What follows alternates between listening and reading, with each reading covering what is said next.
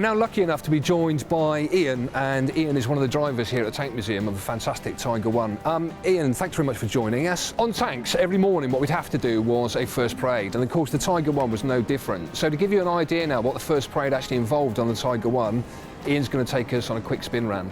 On the Tiger, first parade, it's quite a long-winded process, so it does drag on, but it's better to be safe than sorry. The first thing we do check on the outside of the Tiger, or the exterior, is tracks. Tracks are really important because track wear and track pins.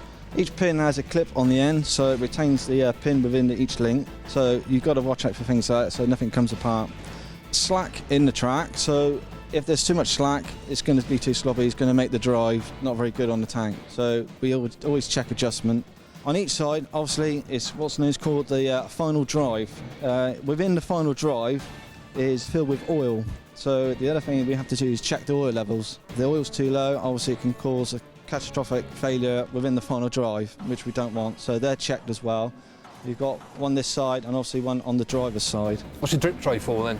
In? That's a leak. Yeah, you always get a leak, so no matter how, but as long as you check it and you check the right levels, happy days. We check for sprocket wear, any pickup marks on the teeth, we try to keep an eye on those. Road wheels, every wheel station is greased, so that has to be checked as well and greased up. The rubber on the road wheels, we check there's no more being picked off, or it's cracking or it's deteriorating, so we keep an eye on the road wheels. We've got some access panel here. This really is for the inertia starter. You can take it off and visually get inside with a torch and look all within the engine bay.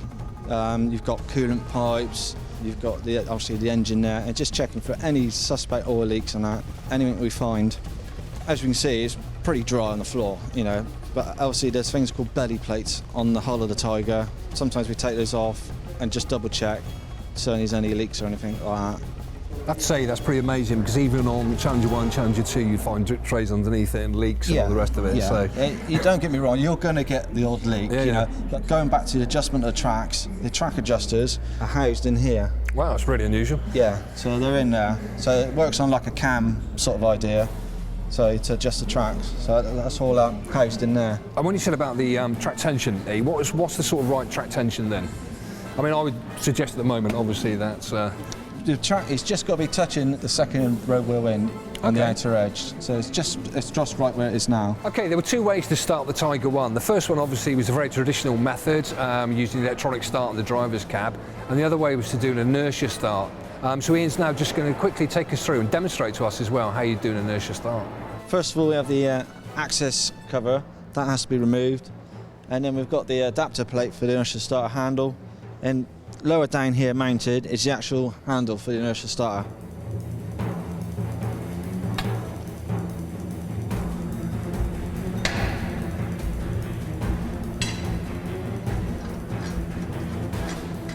And then you push that keyway in and it engages the starter on a flywheel and boom. Easy? No. We've now moved up onto the back decks, and he's going to give us a quick spin round what we actually do on a first parade on there. Within the engine compartment, there's more or less three main things to check. We've got things what's called the fan drive gearboxes. One's located on the left side, one's located on the right side. They have got oil in them and dipsticks, so they'll be dipped and checked. We do them when they're stationary, and what we do is when we run the tank and we've got them engaged, we check them as well when the engine's running and the fans are engaged. So you check them as well. The next thing is the main engine oil. Main engine oil is practically directly underneath me. There's because it's a dry sump, there's a separate oil tank. There's a dipstick underneath as well. What we do is pull the dipstick out. Obviously there's oil on the dipstick, it's safe to start.